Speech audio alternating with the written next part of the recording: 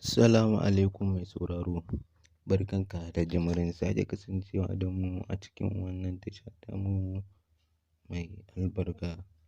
Inda ka ji cewa Isra'ila da Falasɗin sun fito suna fafatawa junansu mai sauraro. Indai wannan ne farkon ziyartarka cikin wannan tasha tamu mai albarka, ka daure ka danna mana subscribing kana ka danna mana alamar ƙararrawa domin samun fitattun labaranmu da zarar mun ɗora. Mai sauraro, gyara zama domin ka ji muhimman kanunsu. Inda shugaban ƙasar Amurka Joe Biden yake cewa Amurka za ta ci gaba da baiwa Isra'ila goyon baya. Firaministan Isra'ila Benjamin Netanyahu ya fito ya ce Isra'ila za ta yi fito na fito ga duk wani wanda ya taɓa ɗan ƙasar.